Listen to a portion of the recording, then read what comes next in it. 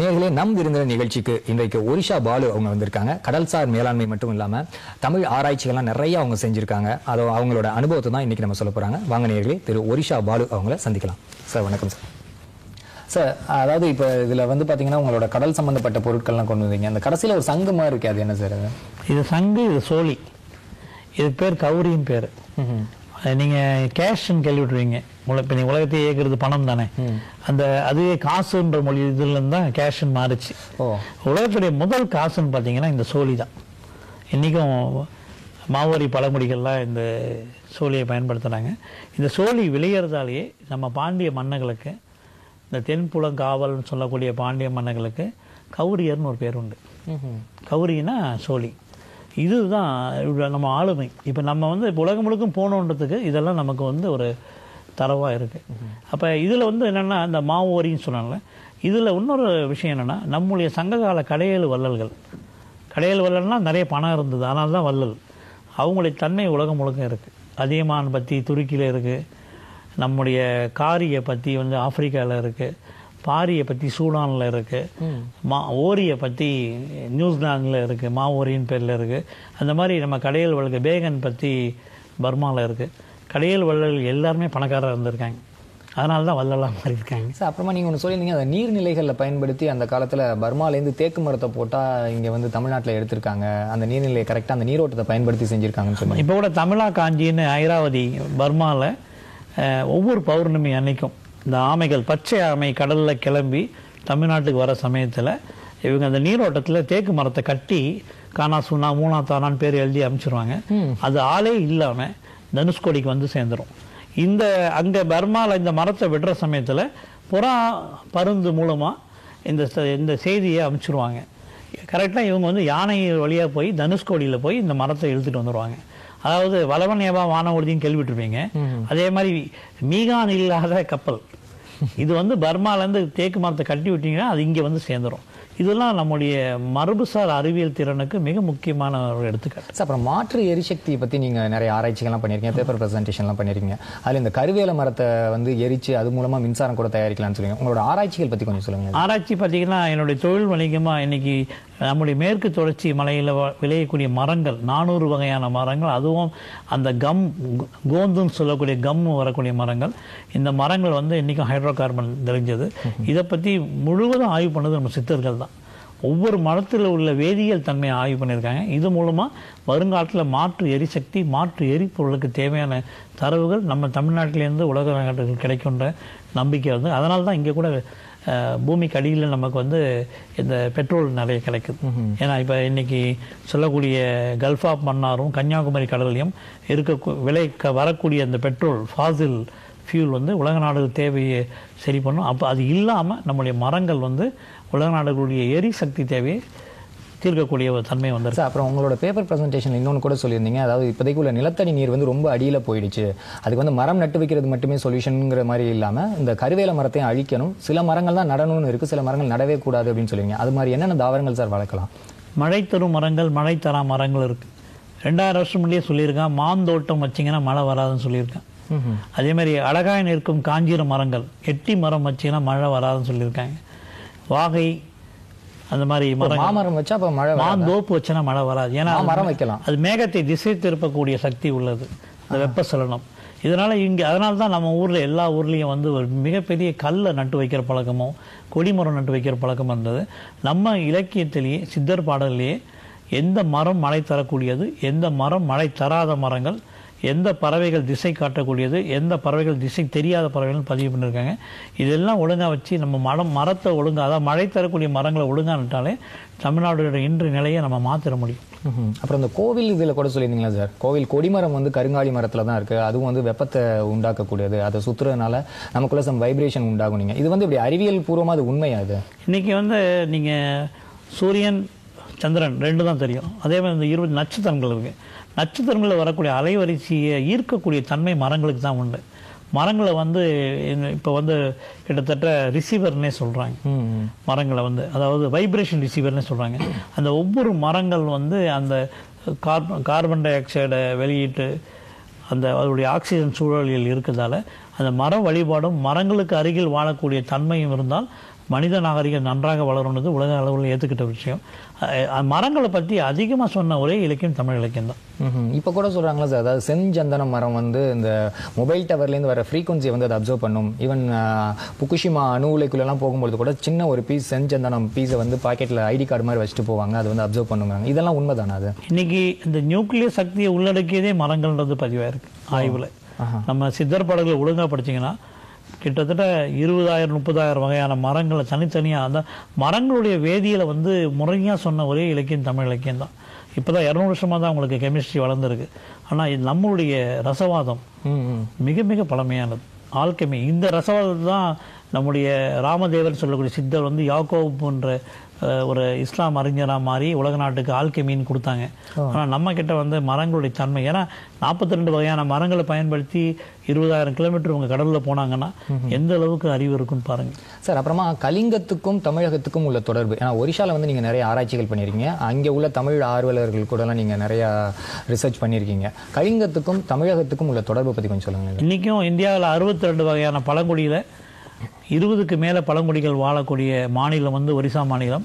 அந்த ஒரிசா மாநிலத்தில் 14 பழங்குடிகள் தமிழ் தான் பேசிக்கிட்டு இருக்காங்க. அந்த மொழியில் அங்கே இருக்கக்கூடிய ஊர் பெயர்கள், இடப்பெயர்கள் ஆகி பார்க்குறப்ப ஒரிசாவில் உள்ள பல ஊர்கள் வந்து தமிழ் பேரில் இருக்குது. ஒரிசாவுக்கும் தமிழ்நாட்டுக்கும் உள்ள தொடர்பு மிக மிக பழமையானது. இந்தியா முழுக்க தமிழ் இருந்ததுன்றதை நமக்கு வந்து உறுதிப்படுத்தக்கூடிய ஒரு மாநிலமாக ஒரிசா இருக்குது.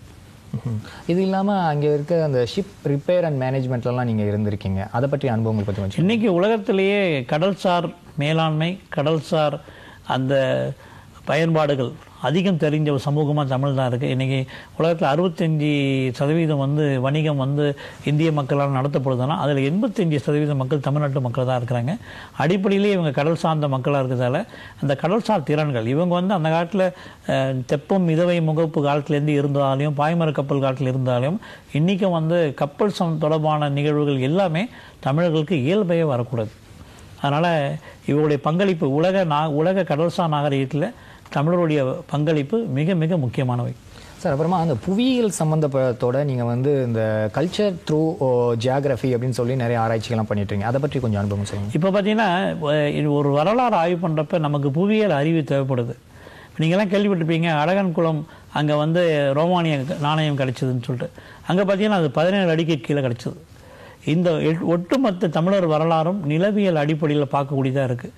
கடல் முன்னே வந்திருக்கு, கடல் பின்னாடி போயிருக்கு. இப்போ பார்த்தீங்கன்னா 16 கிலோமீட்டர் கடலுக்குள்ளே வந்து 45 மீட்டர் ஆழத்தில் நமக்கு 2 கிலோமீட்டர் மதில் சுவர் இருக்குது. கன்னியாகுமரியில் 130 கிலோமீட்டர் வரைக்கும் மனிதன் வாழ்ந்த தரவுகள் கிடைச்சிருக்கு. அரியலூரில் நமக்கு வந்து கடல் இருந்ததுக்குரிய அடையாளம் வாரணவாசின்ற இடத்துல கிடைக்குது.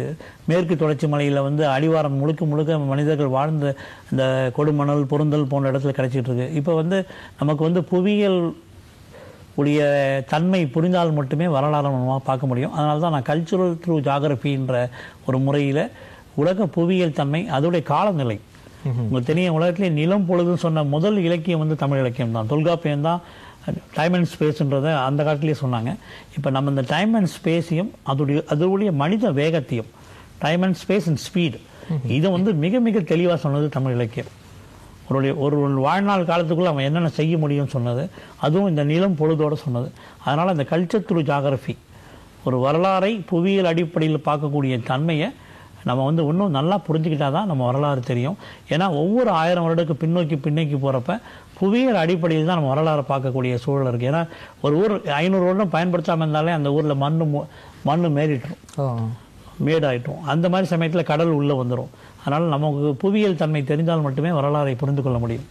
அது இல்லாமல் முக்கியம், இந்த ஆய்வுலாம் ஒரு பெருமைக்கும் ஒரு வரலாற்றில் பதிவு பண்ணது கிடையாது. இது வந்து பயன்படுத்துதலுக்கு அடுத்த தலைமுறைக்கு இந்த ஆய்வுகளை சொல்லி கொடுத்தால் மட்டுமே, ஒரு கணினியுடைய மென்பொருள் போல ஒரு சாஃப்ட்வேர் மாதிரி இந்த ஆய்வுகளை பயன்படுத்தினா அடுத்து வர தலைமுறைகள் தன்னுடைய தொன்மையை தெரிஞ்சுக்கிட்டு மிக மிக நல்லா வாழ முடியும்.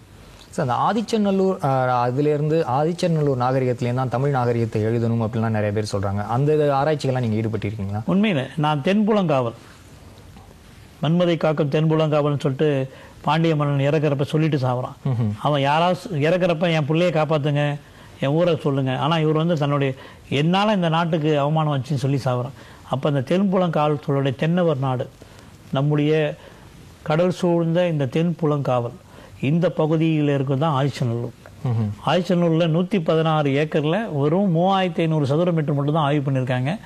அது மட்டும் இல்லை, அங்கே 65 இடங்கள் அலெக்சாண்டர் நிறைய புதைப்பொருள் ஆராய்ச்சி பண்ணியிருக்காங்க. ஒட்டுமொத்த தமிழகத்தையும் ஆய்வு பண்ணணும். ஆதிச்சநல்லூர் மட்டும் பண்ணால் போதாது.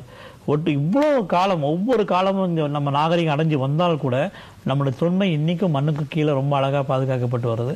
அதனால் இந்த தென்புலங்காவல் சொல்லக்கூடிய இந்த தென்னவர் நாடு, இந்த தமிழ்நாடை முழுக்க ஆய்வு பண்ணிங்கன்னா உலக நாடுகளுக்கு நாகரிகம் சொல்லி கொடுத்த ஒரு இடம்ன்றது நம்மளால் தெளிவாக சொல்ல முடியும். அது இல்லாமல் இது அறிவு சார்ந்த திறன். இந்த மக்களுக்கு இயல்பாகவே அறிவு இருக்குது. இந்த அறிவை நம்ம முறைப்படி இந்த வரலாறுகளை சொல்லி வளர்த்தோன்னா இவரால் உலகத்தில் மிக முக்கியமான ஒரு பங்களிப்பை தர முடியும். எப்படி சார், அதாவது நீங்கள் வந்து இப்போ ஒரு ப்ரைவேட் கம்பெனியில் வந்து டைரக்டராக இருக்கீங்க, அது மட்டும் இல்லாமல் இந்த கடல் சார்ந்த ஆராய்ச்சிகள் பண்ணுறீங்க, ஒரு பக்கம் பார்த்தீங்கன்னா இலக்கியம் சம்மந்தப்பட்ட உதாரணங்கள்லாம் சொல்கிறீங்க, இது மட்டும் இல்லாமல் சூழலியல் பற்றியும் பேசுகிறீங்க. எப்படி உங்களுக்கு ஒரு ஆராய்ச்சிக்காக எல்லா டிபார்ட்மெண்ட்டையும் டச் பண்ணீங்களா, இல்லை எல்லாமே உங்களுக்கு கம்பைனாக கிடைச்சதா? இல்லை, தமிழ் தொன்மைன்றது தான் முதல் தளம். அந்த தமிழ் தொன்மையை தேடுறப்ப 35 காரணிகள் எனக்கு தேவைப்பட்டது. Integrated studies. யானையை பார்த்த குருடன் மாதிரி தான் நம்ம தமிழ் வரலாறு பார்க்குறோம். ஒருத்தர் காலை பார்க்குறாரு, ஒருத்தர் தும்பிக்கையை பார்க்குறாரு. ஆனால் இது வந்து ஒட்டுமொத்தமாக பார்க்குறப்ப தான் நமக்கு தெரியும். அதனால் எல்லா துறையிலும் நமக்கு வந்து ஒரு திறன் இருக்கக்கூடிய அவசியம். இப்போ நான் சொல்ல மேலாண்மை திறன், எனக்கு நான் யாரும் தெரிகிறப்ப என்னால் நிறைய வேலை செய்ய முடியும். இப்போ இதுக்கு சொன்னதுக்கு ஒரு அழகான ஒரு பாட்டு இருக்குது. என்னென்னா, சும்மா உட்காந்துருக்கிட்ட வேலை கொடுக்காதீங்க, அவன் வேலையை செய்ய மாட்டான். நிறைய வேலை செய்கிறவன்ட்ட வேலை கொடுங்க, அவன் செய்வான். இதுதான் நான் சொல்லக்கூடியது. ஒரு தமிழ் தொன்மையை தேடுறப்ப எவ்வளோ வேலைகள் வந்தாலும் அந்த வேலைகள் வந்து இந்த ஆய்வுக்கு ஒரு காரணமாக எடுத்துக்கிட்டு செய்கிறப்ப அந்த வேலையை நமக்கு பெருசாக தெரியாது. அதனால தான் என்னால் எல்லா வேலையும் செய்ய முடியுது. கிட்டத்தட்ட இப்போ நீங்கள் ஒரு 450 ப்ரெசன்டேஷன் வரைக்கும் பண்ணியிருக்கீங்க. இதில் இன்னும் உங்களால் முடியாத விஷயங்கள்னு வேறு ஏதாவது இருக்கா? இன்னும் நீங்கள் தொடாத டாபிக்ஸ் ஏதாவது இருக்கா? இந்த தேடல் வந்து அதிகமாகிட்டே தான் போகுது. இந்த தேடல் ஆனால் எனக்கு கீழே ஒரு அழகான ஒரு 2ஆம் நிலை 3ஆம் நிலை மக்களை இந்த 450 வகையான என்னுடைய சொற்பொழிவு மூலமாக உருவாக்கியிருக்கேன். அதனால் இந்த ஆய்வு இப்போ நான் மட்டும் தனியாக பண்ணல, இளைஞர்கள் பண்ணிக்கிட்டு இருக்காங்க. ஒவ்வொருத்தருக்கும் இளைஞர்களுக்கு வழிகாட்டுதல் மட்டும் நான் செய்கிறேன். இப்போ அதனால் என்னுடைய ஆய்வுகளுக்கு ஒரு துணையாக பல இளைஞர்கள் செய்ய ஆரம்பிச்சிட்டாங்க. அதனால் இந்த ஆய்வு என் காலத்துக்கு பிறகு கூட பேசப்படும்ன்ற ஒரு நம்பிக்கை எனக்கு இருக்குது. சார், இப்போ நீங்கள் பேசும்பொழுது சொன்னீங்க எல்லா விஷயமே இங்கேருந்து போயிருக்கு, இன்னும் சொல்ல போனால் நம்ம கிட்டே இருந்து மொழி போயிருக்கு, அது மட்டும் இல்லாமல் நம்மளுடைய பண்பாடு கலாச்சாரம் எல்லாமே உலகத்தில் உள்ள எல்லா நாடுகளுக்கும் போயிருக்கு, அது திரும்ப நம்ம கூட தேடி வந்துட்டு இருக்கு அப்படின்னு சொன்னீங்க. இந்த ரேப்போ எப்படி நீங்கள் பார்க்குறீங்க? இந்த ரேப்போ வந்து நமக்கு இந்த கடற்கரை மாவட்டத்தில் வந்து கிறிஸ்துவ மதம் வந்தப்போ அதை முதலாக பரப்பினது வந்து பிரான்சிஸ் சேவியர்னு சொல்லக்கூடிய ஸ்பெயின் நாட்டை சேர்ந்த பாஸ்க் இன மக்கள். அவரே சொல்றாரு, என்னுடைய நாட்டுக்கும் இந்த மக்களுக்கும் ஏதோ தொடர்பு இருக்குன்றார். இப்போ பார்த்தீங்கன்னா ஆய்வில் நிரூபணம் ஆயிடுச்சு. பாஸ்க் இன மக்கள் வந்து நம்முடைய தமிழுடைய திராவிட இன மக்கள் அப்படின்ற ஒரு விஷயம். திராவிடன் முதல்ல சொன்னாங்க, இப்போ நாங்களாம் தமிழ் தான் சொல்லிட்டு இருக்கோம். இந்த தமிழ் பழங்குடிகள்ன்றது இன்னைக்கு வந்து நிரூபணம் ஆயிருக்கு. கடலான்னு சொல்லக்கூடிய ஐரோப்பிய மக்கள் வந்து தமிழ் சார்ந்த மக்கள் பதிவாயிருக்கு. அதனால் உலக நாடுகளுக்கு மிக மிக எல்லா பழங்குடிக்கும் நமக்கு தொடர்பு இருக்குன்னு. இப்போ என்னன்னா, இப்போ எல்லாருக்கும் அந்த ஒரு தேடல் இருந்தது. எதுக்கு நாங்கள் 20,000 கிலோமீட்டர்லேருந்து வந்து நம்ம இந்த இந்தியாவை பிடிச்சோம்? ஸ்பெயின் மக்களுக்கும் இருக்குது, பிரெஞ்சு மக்களுக்கும் இருக்குது, ஜெர்மன் மக்களுக்கும் இருக்குது, ஆங்கிலோ சாக்சன் சொல்லக்கூடிய அந்த ஆங்கிலேயர்களுக்கும் எல்லாருக்கும் இருந்தது. ஏன் வந்து நாங்கள் அங்கே போனோம்? அப்படி பார்க்குறப்ப இது ஒரு விட்டக்கரை தொட்டக்கரை தொடர்பு. இன்றைக்கி ஜெனட்டிக்கல் கேரி ஃபார்வர்டுன்னு சொல்லுவாங்க. ஏதோ ஒரு தேடல் இருந்து தான் வந்தாங்க. இப்போ எனக்கு கூட பார்த்தீங்கன்னா ஒரு தேடல் இருக்குது. அந்த தேடல் உலகம் முழுக்கம் இருக்குது. நம்முடைய எல்லை வந்து இன்றைக்கி பார்க்குற தமிழ்நாடு கிடையாது. அந்த காலத்தில் உலகம் முழுக்க நம்ம வந்து உலகம் முழுக்க, அதனால தான் யாதும் ஊரே அவரும் கிளின்னு சொல்லியிருக்கோம். அப்படி சொன்னதால்தான் நமக்கு தேடல் அதிகமாச்சு. அதனால் எல்லாம் ஒன்றுக்கு ஒன்று தொடர்பானது. இந்த தேடல் வந்து நம்மளை மாதிரி பல வெளிநாட்டு மக்களுக்கு இருக்குது. பல வெளிநாட்டு மக்கள் வந்து தமிழை தேடிக்கிட்டு வராங்க. அதனால் வருங்காலத்தில் இந்த மொழி, இந்த மக்கள், இந்த நிலம் உலக நாடுகளோட எப்படிலாம் ஒரு தொடர்பில் இருந்ததுன்றதை இன்னும் கூட நிறைய வரும். இப்போ கடலுக்கு அடியிலெல்லாம் நீங்கள் போய் ஆராய்ச்சியெல்லாம் பண்ணியிருக்கேன்னு சொன்னீங்க. அதாவது அந்த கடல் எக்யூப்மெண்ட்ஸ் எல்லாம் நீங்கள் மாட்டிட்டு உள்ளுக்குள்ளே போய் நின்று ஒரு மண் மேடுலெல்லாம் நின்று ஆராய்ச்சியெல்லாம் பண்ணியிருக்கேன்னு சொன்னீங்க. அது போல் போகும்பொழுது உங்களுக்கு அந்த பயம் எதுவும் இல்லையா? இல்லை அதுக்கு சப்போர்ட்டெல்லாம் எப்படி கிடைச்சது உங்களுக்கு? இல்லை, அதில் 2 விஷயம். நான் கன்னியாகுமரியில் முதலாக கடலுக்குள்ளே கால வைக்கிறப்ப எனக்கு மீனவ நண்பர்கள் கடலோடிகள் கிட்ட சொன்னது, ஐயா எங்கள் உயிர் போனால் தான் உங்கள் உயிர் போகும். இந்த ஒரு சொல்லு தான் என்னை கடலுக்குள்ளே போக வச்சது. கடலுக்குள்ளே நீந்துறப்ப என்னுடைய நண்பர் தரணிதரன் அவர் என்ன சொன்னார்னா, உன்னுடைய உயரத்துக்கு கீழே எவ்வளோ ஆழம் இருந்தாலும் அந்த ஒரே ஆழம் தான்னாரு. அது என்னுடைய 5.5 அடிக்கு கீழே கடலில் எத்தனை 1000 மீட்டர் ஆழம் இருந்தாலும் அது ஒரே ஆழம் தான். இந்த 2 விஷயம்தான் என்னை வந்து இந்த உடல் பலத்தோட அந்த தமிழ் தேடல் உரிய ஆர்வத்தோட கடலுக்குள்ளே போக வச்சது. அது போனதால் இடிபாடுகளை எங்களால் அடையாளம் கண்டு முடிஞ்சது. இந்த பாண்டிச்சேரியில் நாங்கள் பார்த்த அந்த மதில் சுவரை முதல்ல பார்த்த நண்பர் அரவிந்த் என்ன நினச்சாங்கன்னா அது இயற்கையாக உருவானதுன்னு நினச்சாங்க. நாங்கள் போய் தான் அந்த இது இயற்கை இல்லை, அது வந்து மனிதனால் கட்டப்பட்டதுன்றப்ப இன்றைக்கி உலகின் முதல் கட்டிடக்கலை இந்த நம்ம நிலத்தில் இருக்குது, அதுவும் கடலுக்குள்ளே இருக்குன்றதை நம்மளால் உறுதியாக சொல்ல முடியுது. சார், நம்ம இப்போ பண்பாடு மாற்றத்தில் வந்து சில தொழில் சார்ந்த குழுவினர்கள் வந்து இடம்பெயர்ந்தாங்க அப்படின்னு ஒரு சில விஷயங்கள் சொன்னீங்க. அது மாதிரி வரலாற்று மூலமாக அது நிரூபிக்கக்கூடிய விஷயங்கள் ஏதாவது ஒரு சமூகம் அது மாதிரி இடம்பெயர்ந்திருக்காங்களா, மாறி இருக்காங்களா? அது நிச்சயமாக இருக்குது. இப்போ நம்முடைய உழவு உலகம் முழுக்கும் போயிருக்கு. இன்னைக்கு கூட உலகத்துடைய உழவு வரலாறு வரைபடத்தில் இருக்கக்கூடிய இடங்கள் எல்லாம் தமிழர்கள் போன இடமா இருக்கு. இன்னைக்கு கூட இரும்பு நாகரிகம் போன இடம் முழுக்க தமிழ். அதாவது துருக்கியில் கோமகன் இடம் இருக்கு, துருக்கியில் அதிகமான இடம் இருக்கு, அங்கெல்லாம் இரும்பு உருவான இடமா இருக்கு. நம்முடைய நெசவு ஐரோப்பா முழுக்க நம்முடைய நெசவு போனதுக்கு கிரேக்கத்தில் பல்லான்னா நம்முடைய துணி தான், நம்முடைய பாய்மர துணியை தான் அவங்க வந்து பருத்து துணியாக பயன்படுத்தியிருக்காங்க. இந்த மாதிரி தரவுகள் எல்லா வகையான தொழில்கள்லையும் இந்த மக்களுடைய பங்களிப்பு இருக்கு. நீங்கள் சொன்னீங்களா சார், மருத நிலத்தை சேர்ந்த மக்கள் வந்து ஒவ்வொரு இடமா இடம்பெயர்ந்து போனாங்க, அவங்களோட தொழில் ரீதியாக தான் எல்லா நாட்டிலையும் பயன்படுத்திக்கிட்டு இருக்காங்க. அது போல உள்ள சமூகம் ஏதாவது இருக்கா தமிழ்நாட்டில்? தமிழ்நாட்டில் இருக்குது. தமிழ்நாட்டில் சொல்லக்கூடிய பல்லர்ன்ற ஒரு சமூகம், அந்த காலத்தில் அதே சமூகம் மல்லர்ன்ற பேரில் இருக்குது. இப்போ சங்க இலக்கியத்தில் அதிகமாக இருக்கக்கூடிய மல்லர்ன்ற ஒரு பேர் நடுவில் காணாமல் போயிடுச்சு. அது என்னென்னா புத்த மதம் இங்கே அழிஞ்சப்ப அந்த மதமும் காணாமல் போயிட்டு அதே மதத்தில் இருந்த மக்கள் வந்து பல்லர்களாக மாற்றப்படுறாங்க. அவங்கள வந்து கிண்டல் பண்ணி கூட பல்லேசல்ன்ற கூட பல்லு பாடல்குள்ளே வருது, கூடர் பல்லுல. ஆமாம், பல்லு பாடல்கள் வருது. இப்போ இதெல்லாம் வந்து நம்ம கவனிக்கல. இப்போ இதெல்லாம் என்ன சொல்லணும்னா, இதெல்லாம் தலித்துன்ற ஒரு சொல். ஒரு 150 வருஷமாக அந்த சொல் தமிழ்நாட்டில் 78 தான் தலித்துன்ற சொல்லே வருது. இந்த சொல்லுக்கு கீழே இந்த மக்களை கொண்டு போனதால் இந்த மக்கள்ன்ற வரலாறே நமக்கு தெரியாமல் போயிடுச்சு. அதனால் நம்ம வந்து தமிழ்நாட்டில் தொழில் சார்ந்த மக்கள் அவங்க பின்னாடி எப்படி ஜாதியாக மாறினாங்க இதெல்லாம் நம்ம பார்க்க வேண்டியது இருக்குது. அதாவது கடலில் வந்து நம்முடைய கடல் கொண்ட தென்னாடு அழியுது, அந்த தென்புலத்தார் வந்து அழிஞ்சி அவங்க மேலே வராங்க, அவங்களுடைய வரலாறு நமக்கு தெரியாமல் போயிருக்கு. இதுக்கு காரணம் நம்ம சமூகவியல் ஆய்வை பழைய கண்ணோட்டத்தில் பார்க்கணும். இதுதான் பாரதியார் மிக அழகாக சொல்லியிருக்கார், தோற்ற மயக்கம் காட்சி பிழைன்னு சொல்லிட்டு. இந்த தமிழுடைய வரலாறை இந்த தோற்ற மயக்கம் காட்சி பிழை அந்த ஊடகத்தில் பார்த்தீங்கன்னா உண்மையான வரலாறு நமக்கு வெளிப்படும். சார், இப்போ வந்து கடல்சார் மேலாண்மை ஒரு பக்கம் ஆராய்ச்சி பண்ணிட்டு இருக்கீங்க, புவியியல் சார்ந்த தமிழ் ஆராய்ச்சி ஒரு சைடு பண்ணிட்டு இருக்கீங்க, இது இல்லாமல் மாற்று எரிசக்திங்கிற இது பண்ணு, இதெல்லாம் இல்லாமல் வேற ஏதாவது துறையில் நீங்கள் இயங்கிட்டு இருக்கீங்களா? குறிப்பாக இந்த தமிழ் தொன்மை தொடர்பான துறையிலும் ஒரு ரிஃபார்ம், இந்த ரிசர்ச் ஃபார் ரிஃபார்ம், என்றைக்குமே இந்த ஆய்வுன்றது பயன்படுத்தி இது நூலகத்தில் போகக்கூடாது. இது வந்து மக்கள் மனதில் ஒரு மாறுதலை உருவாக்க வேண்டும். அதாவது மக்கள் தான் யாரும் தெரிஞ்சுக்கிட்டால் மட்டுமே அவங்களால மாற்றங்கள் கொண்டு வர முடியும். ஏன்னா வரலாறு தெரிஞ்சவங்க தான் உலக நாகரிகத்தையே மாற்றுறாங்க. காந்தி முதல் கொண்டு, சிவாஜி முதல் கொண்டு, அலெக்சாண்டர் முதல் கொண்டு, நெப்போலியன் முதல் எல்லாருமே தன்னுடைய வரலாறு ஒழுங்கான வரலாறு தெரிஞ்சதால் தான் அந்த உலக நாகரிகத்தில் இன்றைக்கி இடம்பெற்றிருக்காங்க. அப்படி பார்க்குறப்ப இந்த மக்களுக்கும் தன்னுடைய வரலாறை தெரிஞ்சுக்கிட்டு அந்த வரலாறை ஒரு அறிவியல் முறையில் பயன்படுத்தி எதிர்கால நாகரிகத்துக்கு வழிபார்க்கணும். இந்த நோக்கத்தில் தான் நான் இயங்கிட்டு இருக்கேன். அதனால தான் என்னோடய ஆய்வுகளை வந்து மக்கள்கிட்ட கொண்டு போய்கிட்டே இருக்கேன். எப்படி சார், இதுக்கு ஏதாவது புத்தகங்கள் நீங்கள் எழுதியிருக்கீங்களா, இல்லை எழுதுகிற ஏதாவது? இல்லை, நிறைய. என்னுடைய அந்த ஆமைகள் ஆய்வு பற்றின உலகத்திலேயே முதல் ஆய்வு என்னுடைய ஆய்வு தான். Human migration on turtle corridor official research வந்து என்னுடைய ரிசர்ச் தான். அது வந்து உலக அளவில் போயிடுச்சு. இன்றைக்கி அந்த ஆய்வு பண்ணுற எல்லாருமே என்னோட ஆய்வு மேற்கோள் காமிச்சு தான் பண்ணக்கூடிய சூழல் வந்திருக்கு. இது நிறைய ப்ரெசன்டேஷன் கொடுத்துருக்கேன். இதை வந்து எனக்கு ஆய்வு என்னென்னா, தமிழ்நாட்டில் எழுதக்கூடிய ஆய்வுகள் படிக்கிற ஆய்வாக மாறக்கூடாது. இது வந்து கல்வி தளத்தில் போகணும். அதுக்காக தான் ஒரு மோனோகிராஃப்ன்ற முறையில் என்னோடய ஆய்வை 4 பகுதியாக பிரித்து கல்வி மூலமாக